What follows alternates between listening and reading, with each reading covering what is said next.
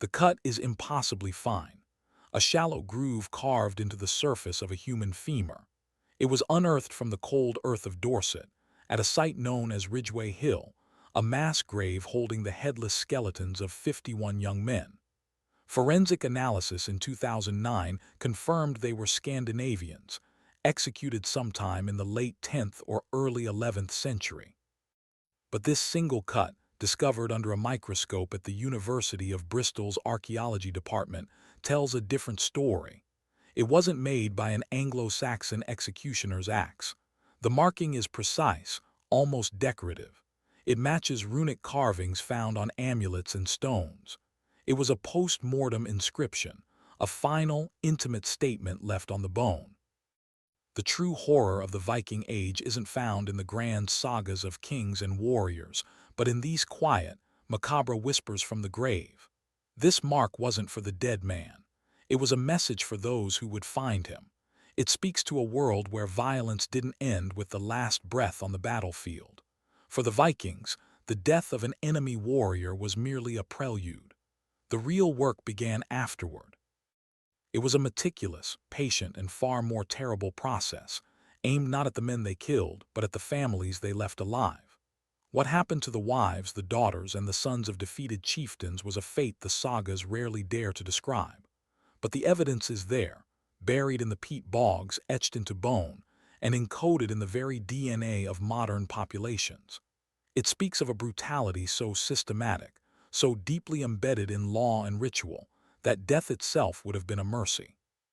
When a Viking longship scraped the shore of a foreign land, it carried more than just warriors armed with axes and shields. It carried a business model. The initial violence, the strandhugg or shore hew, was the bloody advertisement.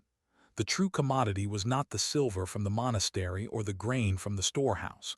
It was the human infrastructure of the community itself. After the local men were slain, a chilling silence would fall over the settlement, broken only by the work of sorting the assets. The assets were the women and children. They were not seen as survivors, they were inventory. This is the fundamental truth the heroic poems omit. Viking raiding was not chaotic savagery. It was a highly organized form of resource acquisition, and the most valuable resource was human flesh. The families of their enemies were systematically broken down and repurposed. A wife became a thrall, a daughter became a concubine, a son became a slave to be worked to death or sold across the sea.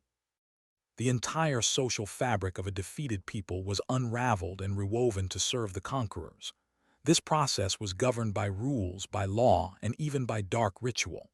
The goal was not merely to defeat an enemy, but to erase him, to absorb his legacy, his property, his bloodline, and his future. The archaeological record is littered with the evidence of this process. The shackle rings found in the Dublin slave markets, sized for the wrists of women and the ankles of children. The mass graves where the gender ratios are impossibly skewed. The settlement sites where the bones of infants are found discarded in waste pits. These are the footnotes to the sagas, the grim reality beneath the poetry of war. The year is 865.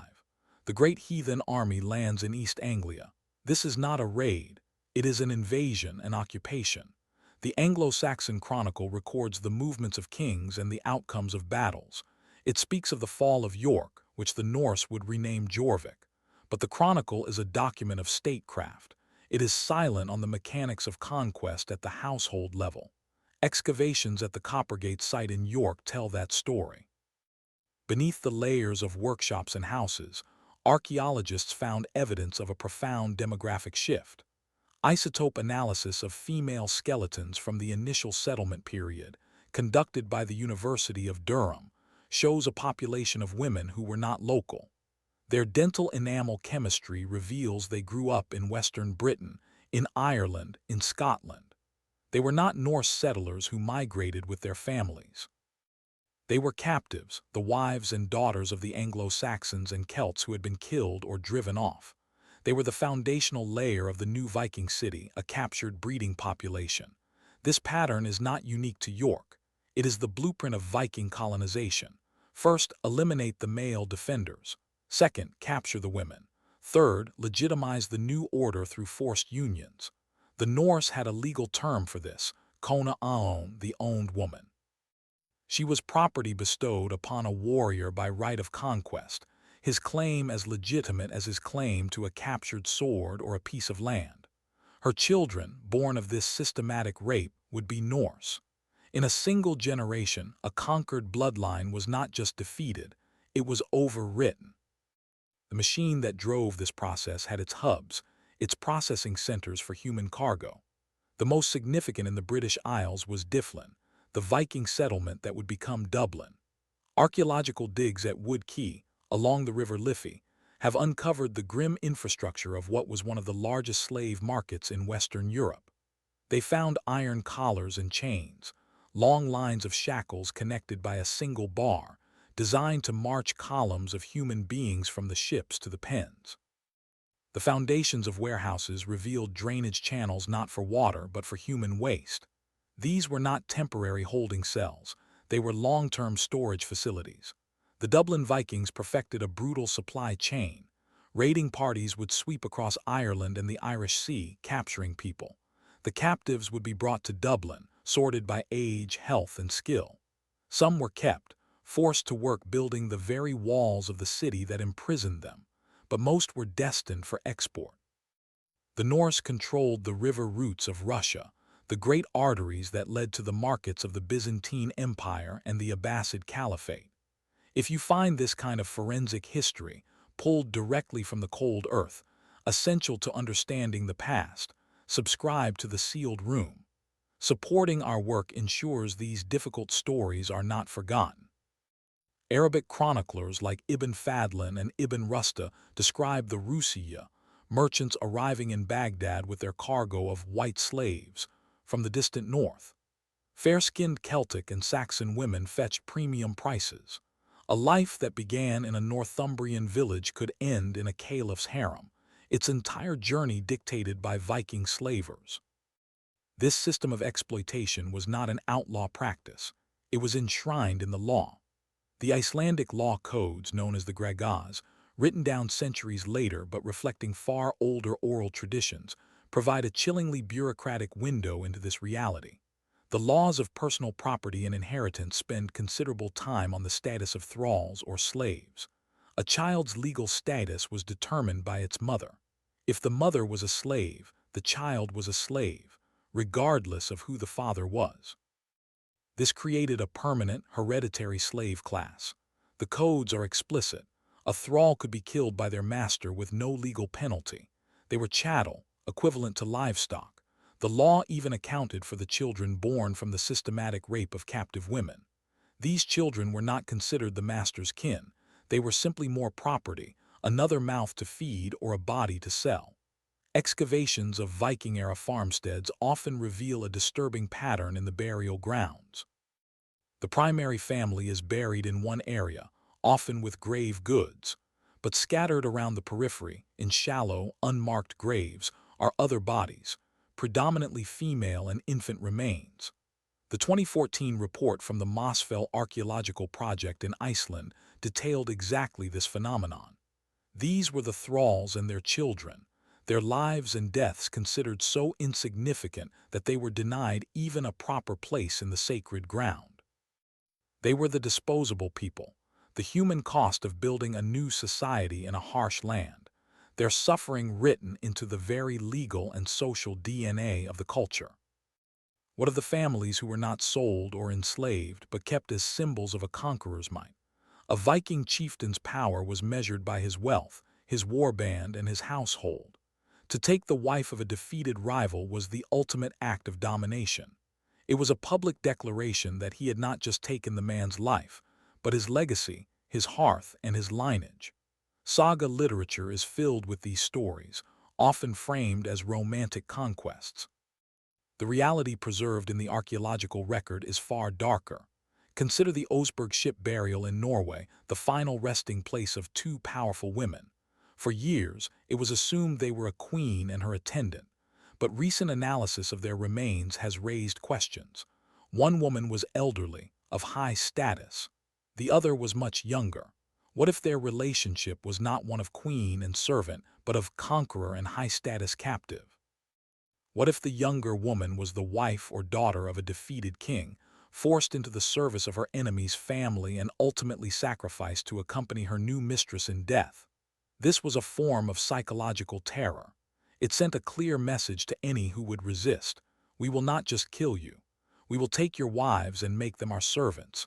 We will take your daughters and make them our concubines. We will take your name and make it a footnote to our own. The violence was a performance, and the captured families were unwilling actors in a drama of total subjugation. There were fates considered worse than enslavement, fates reserved for the families of the most hated enemies. This was the realm of ritual violence, where killing was not enough. The death had to have meaning. It had to be a sacrifice to the gods or a terrible warning. The sagas speak of the blood eagle, a method of execution so horrific that its historical authenticity is still debated by scholars. The victim was said to be held face down while their ribs were severed from the spine, and their lungs pulled out through the openings to create a pair of bloody wings. It was, allegedly, a sacrifice to Odin. The Orkneyinga saga claims it was performed on Halfdan Longleg, son of the King of Norway, and the Gesta Danorum describes it happening to King Aella of Northumbria. Whether it truly happened as described is almost secondary to its purpose. The blood eagle, real or not, represents a type of violence that transcends mere execution. It is about the complete and utter annihilation of an enemy's honor, body, and spirit. Imagine this ritual performed not on a king, but on the son of a king, in front of his captured mother and sisters. The goal was to inflict a wound so deep it would scar a family's soul for generations. It was a form of cursed violence, designed to destroy a lineage not just on earth, but in the memory of a people and in the eyes of the gods. The physical evidence for such a ritual is almost impossible to find in bone, but the forensic psychology of it is clear. This was the nuclear option of Viking Age revenge. Beyond the debated horror of the blood eagle lies the cold, confirmed reality of ritual killing found in the earth. The peat bogs of northern Europe have preserved the bodies of hundreds of individuals from the Iron Age and Viking Age. These are not battlefield casualties. They show signs of extreme, methodical violence, strangulation, slit throats, bludgeoning, often a combination of all three. Many are pinned down with wooden stakes. The Toland man in Denmark is the most famous, but he is one of many. A 2022 study in the journal Antiquity re-examined dozens of these bog bodies, concluding they were overwhelmingly the victims of ritual sacrifice. For the families of Viking enemies, the bog represented a terrifying end. It was a place between worlds, a gateway to the gods. To be sacrificed in a bog was not just to be killed, but to be given away, to be made an offering. Isotope analysis on some of these bodies reveals they were not local to the bogs where they were found. They were outsiders, foreigners. It is entirely plausible that many were high-status captives, the wives and children of defeated enemies, whose sacrifice was believed to empower the victorious chieftain. Imagine the scene. A captured woman, dressed in fine clothes but bound at the wrists, led to the edge of a misty, stagnant pool. Her death is not a quick affair. It is a slow, deliberate ceremony, watched by the community. Her final destination is not the honored burial of her ancestors, but the cold, acidic embrace of the bog, an eternity in limbo, her body preserved but her spirit forever lost. If you value this dedication to uncovering the brutal truths of the past, please consider subscribing. It's the most direct way to support our research into these forgotten histories. Sometimes, the punishment was designed not to send a message to the gods but to the living. It was a form of political theater, a spectacle of cruelty intended to enforce obedience. For a captured family, particularly from a rebellious territory, the fate could be a slow, public, and agonizing death. Excavations outside the old Viking city of Birka in Sweden uncovered what are known as deviant burials. These graves are set apart from the main cemetery. The bodies within are treated with profound disrespect. Some are buried face down, a method believed to prevent the dead from walking and haunting the living. Others are pinned with rocks, their limbs broken post-mortem. One particular burial, detailed in a 2016 Stockholm University osteological report, contained the remains of a woman and two children. The woman had been decapitated, and her head was placed between her legs. The children were laid on top of her. This wasn't a normal burial. This was a desecration. It was a statement. This is what happens to those who defy us. This is what happens to their children. This family was not just killed. They were ritually polluted, their graves turned into a permanent monument of their shame and subjugation.